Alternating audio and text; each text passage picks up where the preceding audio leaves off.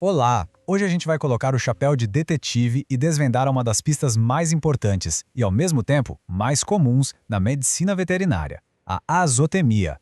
Vamos entender o que ela realmente significa e, mais importante, como investigar suas causas. Imagina só a cena. Chega um exame de sangue e os valores renais estão nas alturas. Esse achado, a azotemia, é o nosso primeiro sinal de alerta. Mas como em toda boa investigação, essa é só a pontinha do iceberg. Isso não conta a história toda, só diz pra gente que a investigação precisa começar. Basicamente, azotemia significa que os rins não estão dando conta de filtrar sujeiras do sangue como deveriam. Então, o ponto crucial, a pergunta de US$ 1 milhão é: por quê? O que está acontecendo ali? Então, aqui está o nosso plano de investigação. Primeiro, vamos entender o alerta. Depois, vamos analisar os três principais suspeitos: a azotemia pré-renal, a renal e a pós-renal. Em seguida, vamos aprender a juntar as provas para saber quem é quem e, finalmente, solucionar o caso. Ok, vamos mergulhar de cabeça nisso. A azotemia é a nossa pista principal, mas ela é bem inespecífica. Ela só grita pra gente que existe um problema em algum lugar do sistema. Para facilitar, vamos usar uma analogia durante toda a nossa investigação. O problema é com a pressão da água que chega, com o filtro em si que está com defeito, ou será que tem um ralo entupido mais para frente? Nosso primeiro suspeito, então, envolve problemas que acontecem antes mesmo de o sangue chegar nos rins. É um problema de abastecimento.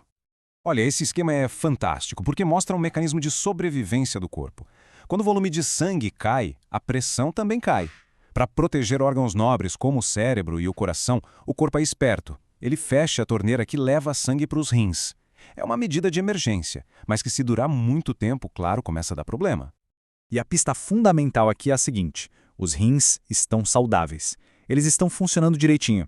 Eles percebem que está chegando pouco sangue e reagem do jeito certo, tentando economizar o máximo de água possível. E como eles fazem isso?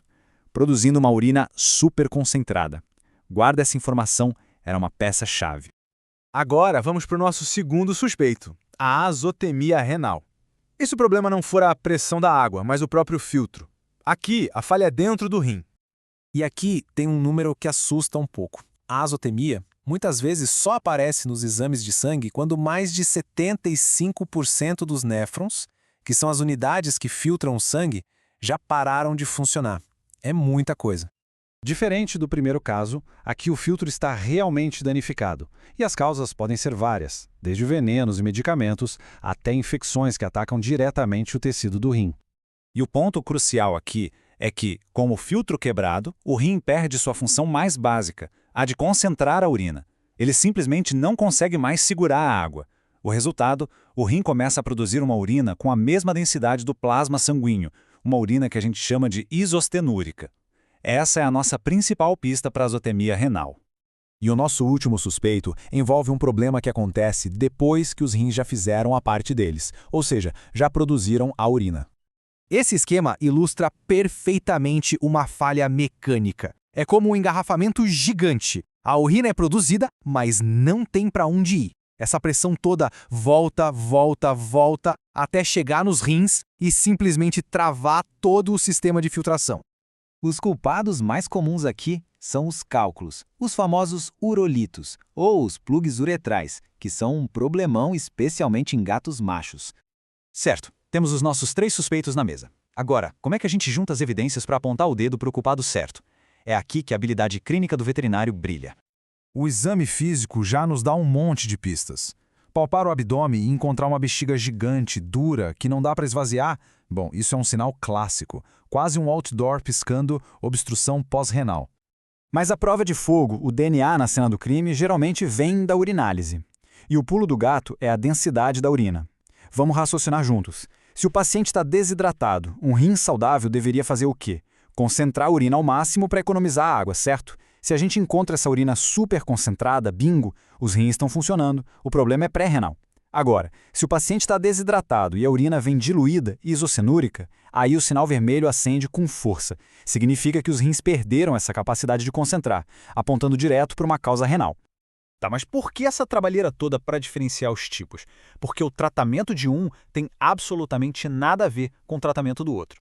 Isso aqui deixa bem claro por que a investigação é tão crucial. Imagina dar um monte de soro para um gato que está obstruído. Seria um desastre. O diagnóstico correto não é só um detalhe, ele dita a ação que vai salvar a vida do paciente. E quando o diagnóstico final é de azotemia renal, o desafio muda. Como essa citação bem diz, o dano que já aconteceu no rim, na maioria das vezes, não tem volta. O nosso objetivo, então, passa a ser outro. Não é mais curar, mas sim frear a progressão da doença e dar a melhor qualidade de vida possível para aquele animal. Isso nos leva a uma última reflexão. Se tradicionalmente a gente só pega o problema quando mais de 75% da função renal já foi para o espaço, o que muda com testes novos como o SDMA, que podem acender o alerta com só 25% de perda? Será que a gente está entrando numa nova era do diagnóstico renal, onde pegar o problema bem no comecinho pode mudar completamente o final da história? Fica aí a reflexão.